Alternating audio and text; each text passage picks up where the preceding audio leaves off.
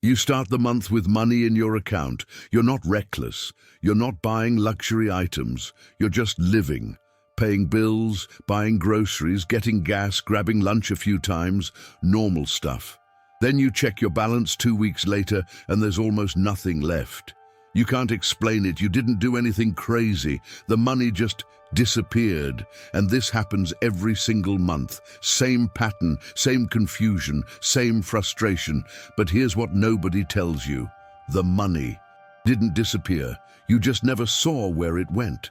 Most people think they know how they spend money. They remember the big purchases, the rent, the car payment, the electric bill. Those are visible, those are planned. But the problem isn't the big stuff. The big stuff is predictable. The problem is the invisible spending, the $5 here, the $15 there, the small transactions that happen so fast and so often that your brain doesn't register them as significant. And because they don't feel significant, you don't track them. And because you don't track them, they bleed you dry without you ever noticing. This is the invisible leak. And it's not just about coffee or subscriptions, though those are part of it. It's about the cumulative weight of 100 tiny decisions that individually feel harmless, but collectively destroy your ability to save, plan, or get ahead. Every single one of those decisions seems rational in the moment. You're hungry, so you order food. You're tired, so you take an Uber. You're bored, so you browse online and buy something small. None of it feels like a mistake, but add it up over a month and you've spent hundreds or even thousands of dollars on things you can't remember and didn't need. The reason this happens is because human brains are terrible at tracking small losses.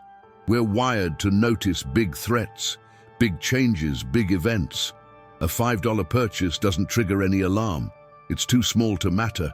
But $5 a day is $150 a month. 3 purchases a day at $10 each is $900 a month. And most people make way more than 3 small purchases a day. They just don't count them. They don't add them up. They don't connect the dots between the constant spending and the empty account. And here's the thing, the companies you're buying from know this. They've built entire business models around it. Subscriptions that auto-renew, apps that make buying effortless. One-click ordering, saved payment info, no friction, no pause, no moment where you have to stop and think, do I really need this? The easier it is to spend, the more you spend, and the more you spend without thinking, the less control you have.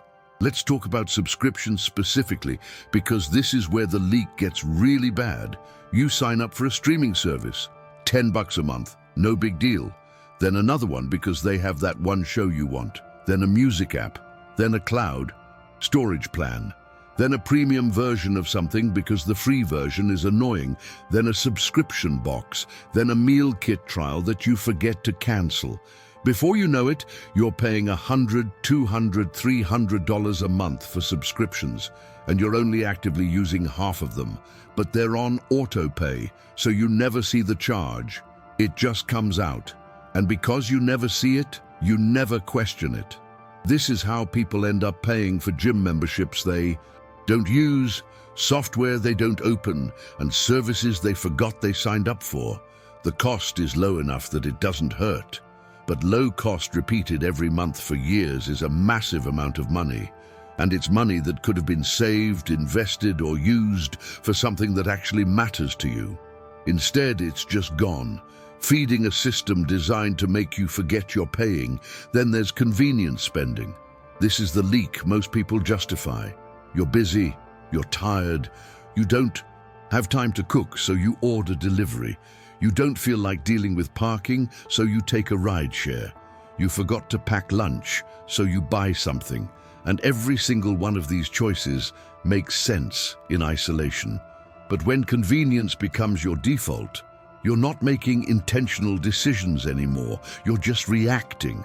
And reacting is expensive. Convenience costs money because someone else is doing the work you're not willing to do. That's fine if you budget for it and it's worth it to you. But most people don't budget for it. They just do it, assume it's fine, and then wonder why they're broke.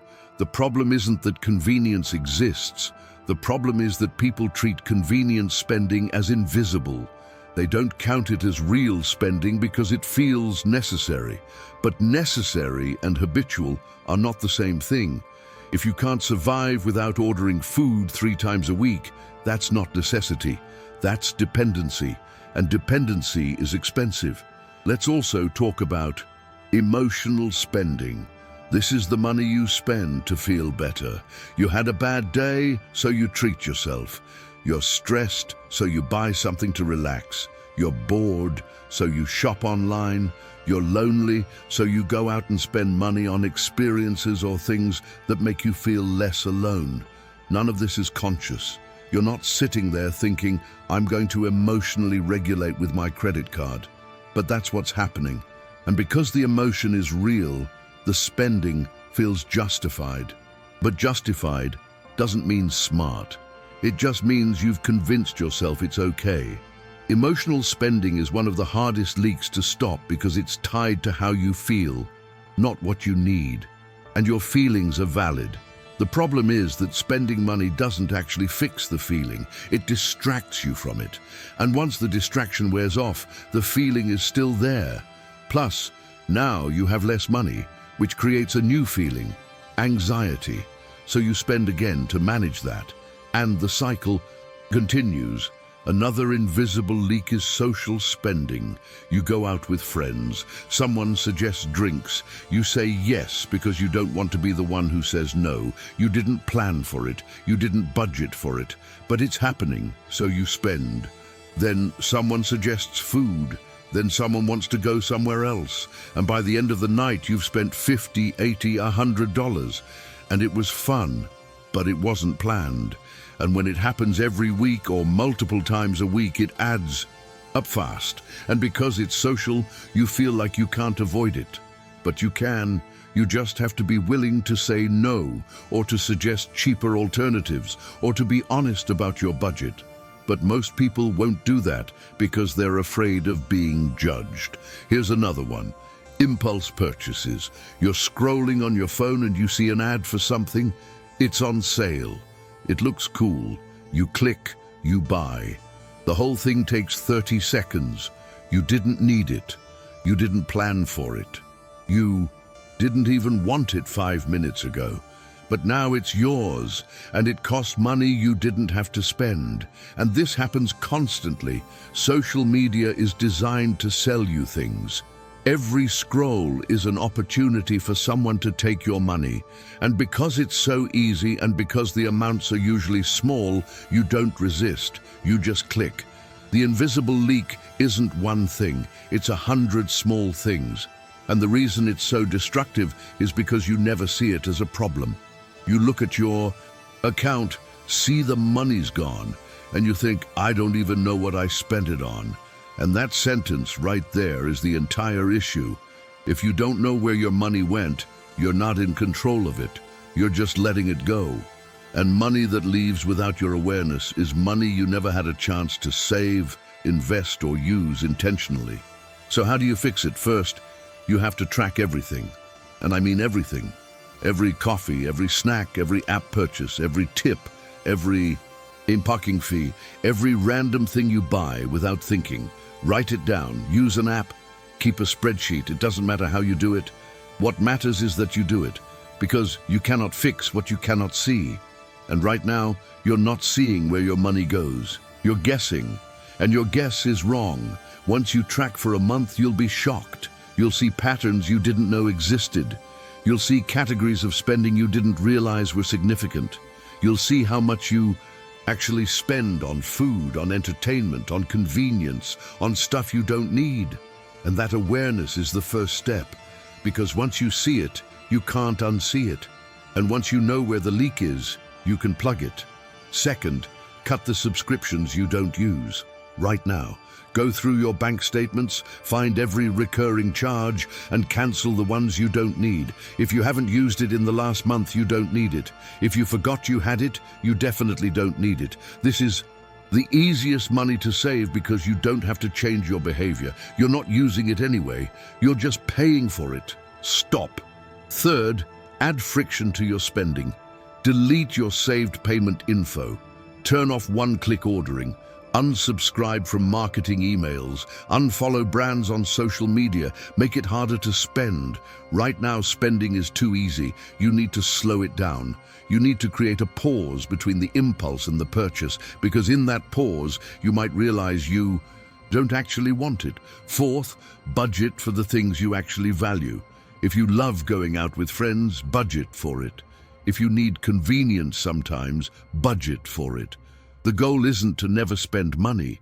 The goal is to spend it intentionally, to decide in advance where your money goes instead of letting it disappear. When you budget, you're telling your money what to do. When you don't, your money does whatever it wants, and what it wants is to leave.